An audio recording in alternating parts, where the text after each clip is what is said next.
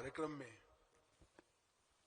मेरे साथ मंच पर उपस्थित हरियाणा के लोकप्रिय मुख्यमंत्री श्रीमान नायब सिंह सैनी जी, हरियाणा के पुलिस महानिदेशक श्री ओपी सिंह जी, हरियाणा के मुख्य सचिव श्री रस्तोगी जी, हरियाणा की गृह सचिव सुमिता मिश्रा जी, आज मेरे सामने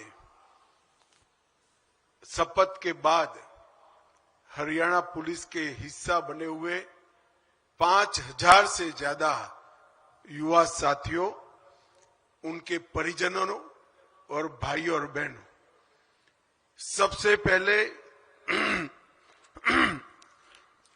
मैं मेरे सामने 5000 से ज्यादा युवा साथी जो खड़े हैं वो सभी को बहुत बहुत बधाई और शुभकामनाएं देना चाहता हूं,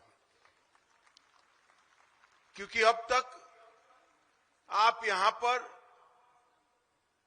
एक कठोर प्रशिक्षण से बने हुए प्रशिक्षु थे और आपकी शपथ समाप्त होते ही अब देश भर में जिसकी शान है, ऐसे हरियाणा पुलिस के हिस्सा बन चुके, जो हरियाणा पुलिस को हरियाणा के करीब करीब 3 करोड़ की आबादी का और उसके पूरे भूभाग की सुरक्षा की चिंता करनी है।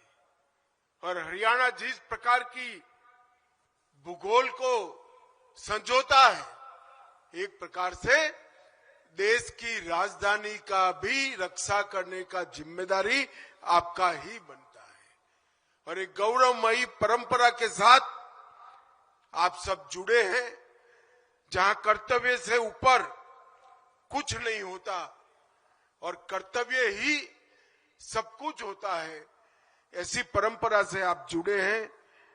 मुझे बताया गया विश्वास, दक्षता और टेक्नोलॉजी तीनों से आपको प्रशिक्षित करने का काम किया गया है।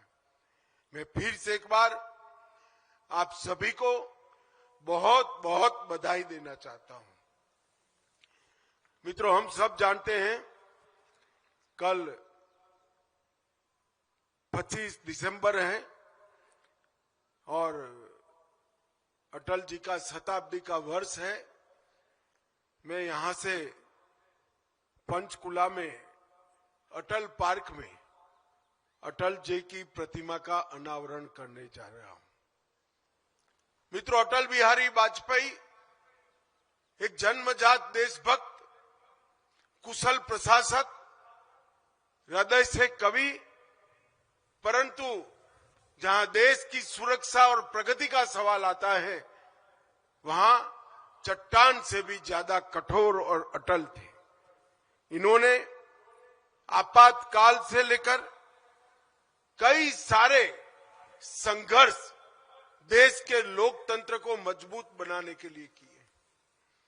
वो जब प्रधानमंत्री बने तब पहले कभी कांग्रेस में न रहे हुए प्रधानमंत्री बनने का सम्मान श्री अटल बिहारी वाजपेयी को मिला था और उन्होंने 5 साल तक पहली गैर कांग्रेसी पूरा टर्म करने वाली सरकार चलाने का भी सम्मान प्राप्त किया। उन्हीं के समय में 98 में भारत आणविक शक्ति बना और विश्व भर के विरोध को दरकिनार कर भारत की रक्षा को सुदृढ़ करने का काम किया। आज हम यहां से जाकर अटल जी की प्रतिमा का अनावरण करने वाले हैं। अटल जी की ये प्रतिमा कई सालों तक पूरे हरियाणा के युवाओं को एक आदर्श जीवन कैसा होता है, जन समर्पित नेता कैसा होता है, कुशल प्रशासक कैसा होता है और देश के लिए जीने वाला व्यक्तित्व कैसा होता है, इसकी मिसाल सबको देता रहेगा।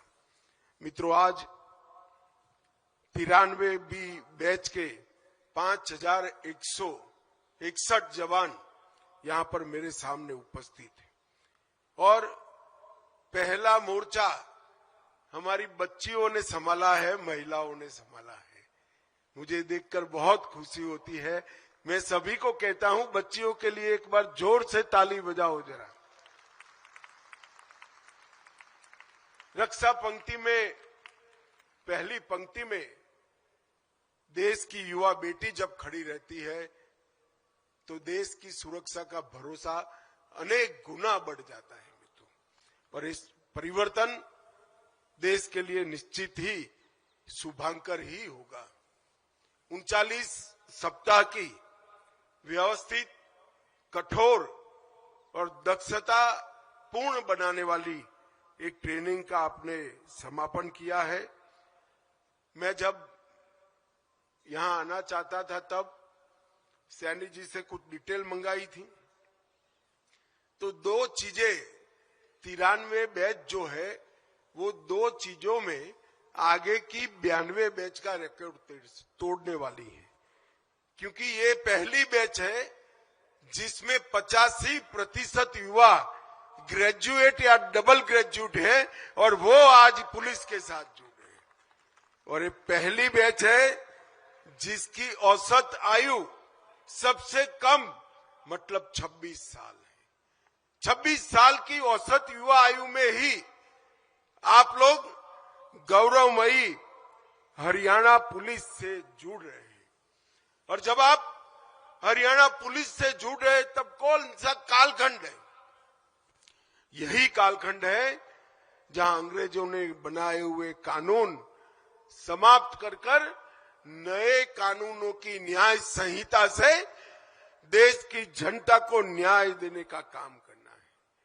और आप देश भर में नई न्याय संहिता लगने के बाद दीक्षांत परेड से पुलिस में जुड़ने वाली आपकी 93वीं बैच ये पहली बैच है जो नए कानून बनने के बाद पुलिस का काम संभालने जा रही है। और मैं मानता हूं कि आप सभी के लिए सौभाग्य का विषय है। 1966 में अंबाला में ये एकेडमी शुरू हुई, तब से लेकर आज तक जितनी भी बैचेस निकली है उन्होंने अंग्रेजी कोई कानून को सीखा है, पढ़ा है। आप पहली बैच ऐसी हो जिसने भारत की संसद ने बनाए हुए कानून सीखकर जनता की सेवा करने के लिए जाना है।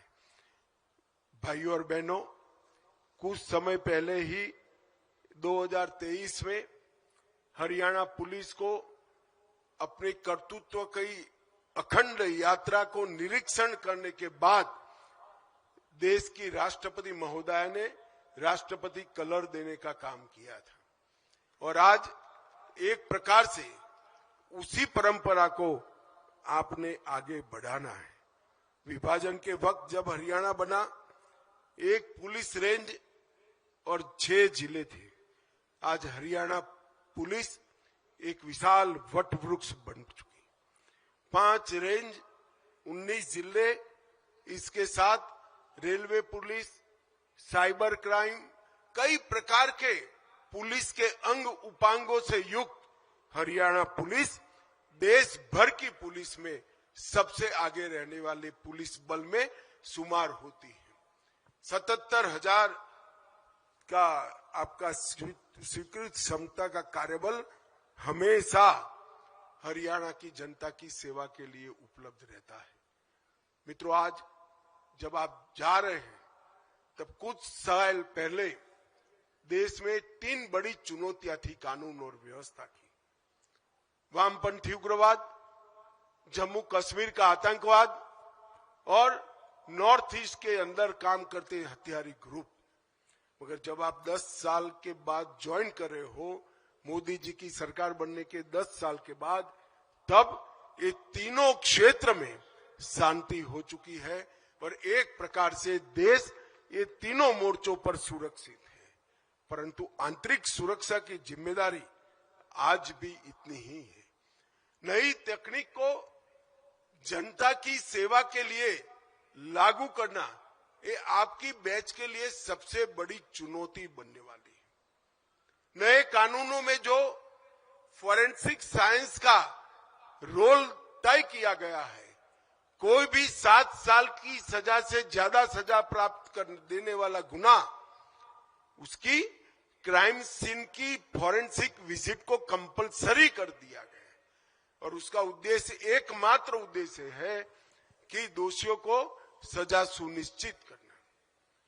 जब गवाही व्यक्ति के आधार पर होती है तो कोर्ट में आपने पेश की हुई गवाही खरी उतरेगी या नहीं उतरेगी, इसका कोई गारंटी नहीं। परंतु गवाही जब तकनीक के आधार पर होती है तो कोर्ट में वो खरी उतरती है और दोषियों को जेल में भेजने का काम कर रही है। मित्रों, हरियाणा पुलिस ये 3 नए कानून और सारे सुधारों को लागू करने में देश भर में 1 नंबर का स्थान प्राप्त करती है। मैं हर सप्ताह सभी आंकड़े देखता हूं और यही परंपरा को आपको आगे बढ़ाना है।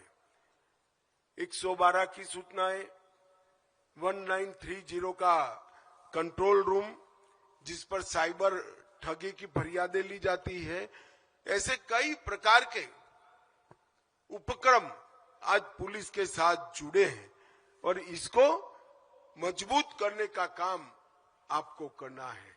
आने वाले दिनों में हरियाणा देश का अग्रणी राज्य बनेगा, मगर कुछ चुनौतियां भी दिखाई पड़ती है। नशा की तस्करी, मानव तस्करी, साइबर अपराध और एक्सटोर्शन करने वाले संगठित अपराध नेटवर्क, ये 4 चुनौतियों को हरियाणा पुलिस ने आने वाले दिनों में ढंग से निपटना पड़ेगा और आपका नेतृत्व इसके लिए कमर कस कर तैयार है।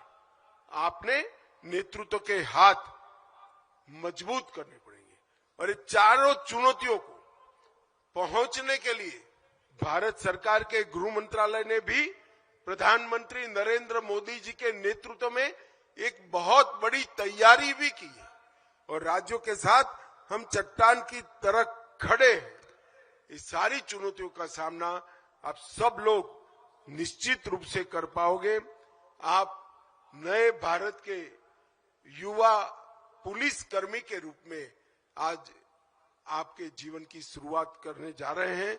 मैं हृदय से फिर से एक बार आप सभी को बहुत बहुत शुभकामनाएं देता हूं और आशा करता हूं कि आज जो आपने शपथ ली है वो शपथ आपको आपकी करियर में उत्कृष्टता के शिखर पर पहुंच जाएगी। और मैं नायब सैनी जी का भी धन्यवाद करना चाहता हूं। पहले मैं भाजपा के कार्यकर्ता के रूप में हरियाणा कई बार आता था, तब सबसे बड़ी फरियाद थी कि नौकरी चाहिए तो खर्ची भी देनी पड़ेगी और पर्ची भी देनी पड़ेगी। आप किसी जाति के हो तो नौकरी मिलेगी और आप में रिश्वत देने की क्षमता है तो ही नौकरी मिलेगी। हरियाणा को सैनी जी ने खर्ची पर्ची बगैर नौकरी का राज्य बनाकर बहुत बड़ा काम हरियाणा की जनता ने किया है और इसका नतीजा आज मेरे सामने है। 5000 युवा अपने मेरिट्स के आधार पर राज्य को सुरक्षित करने के लिए, राज्य की सेवा करने के लिए मेरे सामने खड़े हैं।